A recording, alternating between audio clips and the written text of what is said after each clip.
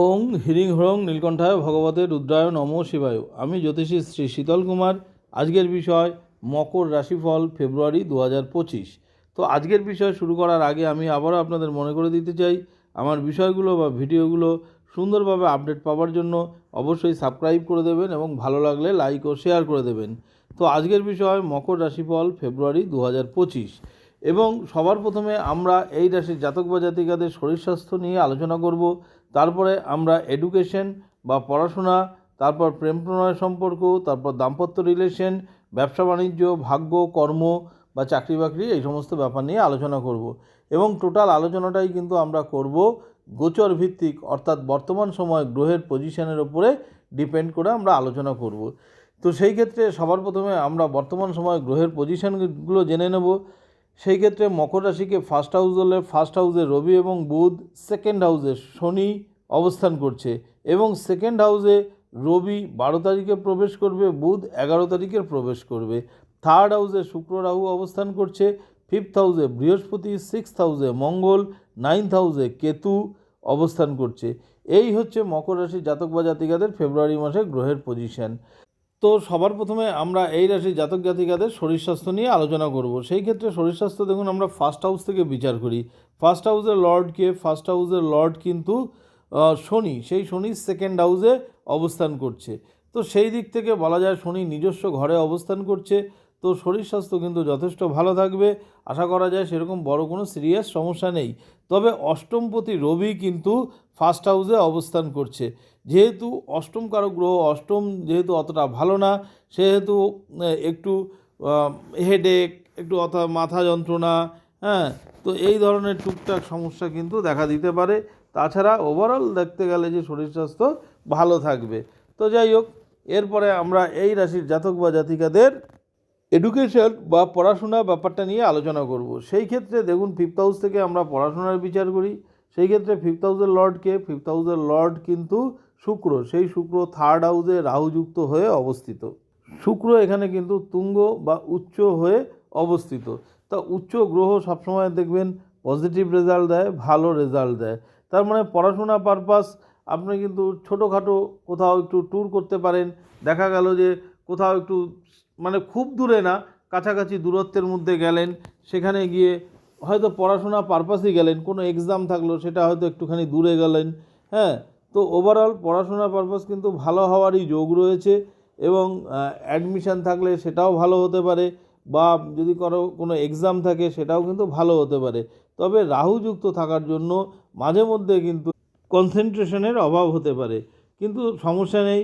একটু আবার দেখবেন যে ধীরে ধীরে কিন্তু আবার আপনি পড়াশোনার প্রতি মনোযোগ চলে আসবে। তো ওভারঅল দেখতে গেলে যে পড়াশোনার দিকটা কিন্তু ভালোই আছে। তো এরপরেই এই রাশির জাতক বা জাতিকাদের আমরা প্রেম প্রণয় সম্পর্ক নিয়ে আলোচনা করব। সেই ক্ষেত্রেও আমরা প্রেম প্রণয় দেখুন ফিফথ হাউস থেকে বিচার করি। তো ফিফথ হাউসের লর্ডকে, ফিফথ হাউসের লর্ড কিন্তু শুক্র, সে শুক্র রাহুযুক্ত হয়ে থার্ড হাউসে অবস্থান করছে, যার জন্য দেখা যায় যে প্রেমের সম্পর্ক ভালো থাকবে। কিন্তু ফার্স্ট হাউসে কে বসে আছে? ফার্স্ট হাউসে কিন্তু অষ্টমপতি রবি বসে আছে। তো অষ্টমপতি রবি যখন বসে আছে, তো কোনো না কোনো কারণে কারো দ্বারা, তার সঙ্গে থার্ড হাউসে শুক্র রাহুযুক্ত হয়ে আছে, কারো দ্বারা কিন্তু একটু প্রবলেম হতে পারে। আপনাদের মধ্যে অন্য কোনো তৃতীয় পার্সন, তার কথাবার্তার দরুন আপনাদের মধ্যে একটু কন্ট্রোভার্সি হতে পারে।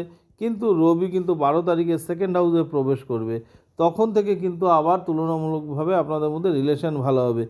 কারণ দেখুন, ফিফথ হাউসেও কিন্তু দেবগুরু বৃহস্পতি বসে আছে। তো দেবগুরু বৃহস্পতি এবং শুক্র, এই দুজন কিন্তু ক্ষেত্র বিনিময় সম্বন্ধে আবদ্ধ। তার মানে একটা পজিটিভ রিলেশন কিন্তু তৈরি হবে। তো পজিটিভ রিলেশন যেহেতু তৈরি হচ্ছে, তার মানে ওভারঅল দেখতে গেলে কিন্তু প্রেমের সম্পর্ক ভালো থাকবে। তো এরপরেই আমরা এই রাশির জাতক বা জাতিকাদের দাম্পত্য রিলেশন নিয়ে আলোচনা করব। তো সেই ক্ষেত্রে দেখুন, দাম্পত্য রিলেশন আমরা সেভেন্থ হাউস থেকে বিচার করি। সেভেন্থ হাউসের লর্ডকে, সেভেন্থ হাউসের লর্ড চন্দ্র, সেই চন্দ্র কিন্তু সোয়া দুদিন প্রত্যেকটা ঘরে অবস্থান করে। আরেকটা কথা মনে রাখবেন, চন্দ্র যখন সেভেন্থ হাউসের লর্ড, তার মানে আপনার যে অপোজিট পার্টনার, সেই অপোজিট পার্টনারের কিন্তু মুড কিন্তু ভীষণ সুইং হবে। অর্থাৎ কখনো তার মনে হবে যে একটু ঘুরতে যাই, কখনো বা তার মুড অফ হয়ে গেল, বসে থাকলো, অর্থাৎ এক এক সময় এক এক রকম মানসিকতার কিন্তু হতে পারে। তো যার জন্য আপনাকে একটু বুঝে শুনে অ্যাডজাস্ট করে চলতে হবে। একে তো আপনার শনির 7.5 লাস্ট ফেজ চলছে, তারপরে যদিও আপনার রাশি অধিপতি শনি সে সেকেন্ড হাউসে অবস্থান করছে তার নিজস্ব ঘরে। তো নিজস্ব ঘরে যখন অবস্থান করে তখন শনি ভালো ফল দেয়। তো সেই দিক থেকে বিচার করলে বলা যায় দাম্পত্য রিলেশন আপনাদের মধ্যে ভালোই থাকবে। খালি একটু বুঝে শুনে চলতে হবে, একটু আন্ডারস্ট্যান্ডিং করে চলতে হবে, তাহলে দেখবেন আশা করা যায় অসুবিধা হবে না।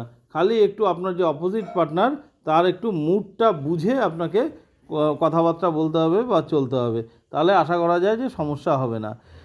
এরপর আমরা ভাগ্যের ব্যাপারটা নিয়ে আলোচনা করব। তো ভাগ্য আমরা 9th হাউস থেকে বিচার করি, তাহলে 9th হাউসের লর্ডকে, 9th হাউসের লর্ড কিন্তু বুধ, সেই বুধ কিন্তু রাশিতেই অবস্থান করছে, অর্থাৎ ফার্স্ট হাউসে অবস্থান করছে, যা ভাগ্যকারক গ্রহ ফার্স্ট হাউসে অবস্থান করলে শুভ ফল দেয়। এবং 11 তারিখে সে রাশি অধিপতি বুধের সাথে সেকেন্ড হাউসে অবস্থান করবে, অর্থাৎ ভাগ্যকারক গ্রহ ধনস্থানে অবস্থান করবে। তার মানে আপনার ভাগ্য কিন্তু সাথ দেবে, অর্থাৎ পজিটিভ রেজাল্ট আপনি কিন্তু পাবেন। ভাগ্যের যেসব কাজ, মাঙ্গলিক কাজ, কোনো শুভ কাজ, কোনো তীর্থস্থানে ভ্রমণ করবেন, সেই দিকে কিন্তু শুভ ফল আপনারা পেতে পারেন। তো এরপরেই আমরা ব্যবসা বাণিজ্য নিয়ে আলোচনা করব। সেই ক্ষেত্রে দেখুন, ব্যবসা বাণিজ্য কারক গ্রহকে, ব্যবসা বাণিজ্য কারক গ্রহ হচ্ছে চন্দ্র, কারণ আমরা 7th হাউস থেকে ব্যবসা বাণিজ্য বিচার করি। তো ব্যবসা বাণিজ্য কারক গ্রহ চন্দ্র, সেই চন্দ্র সোয়া 2 দিন ধরে প্রত্যেকটা ঘরে অবস্থান করে। তার মানে চন্দ্র স্বভাবই হচ্ছে কখনো ভালো কখনো খারাপ।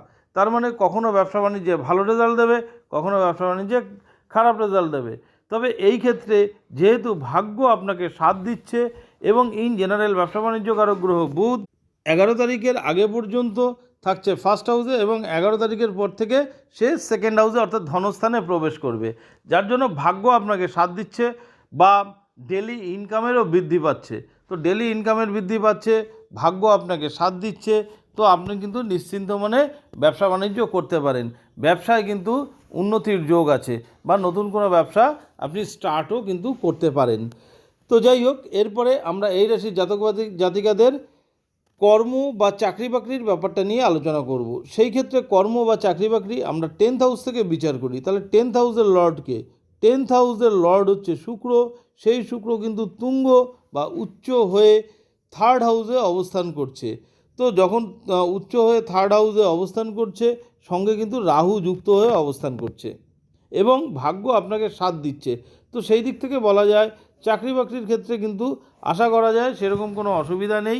চাকরি বাকরির ক্ষেত্রে আপনার কিন্তু মান সম্মানও বৃদ্ধি পেতে পারে, কারণ দেখুন রবি কিন্তু ফার্স্ট হাউসে অবস্থান করছে।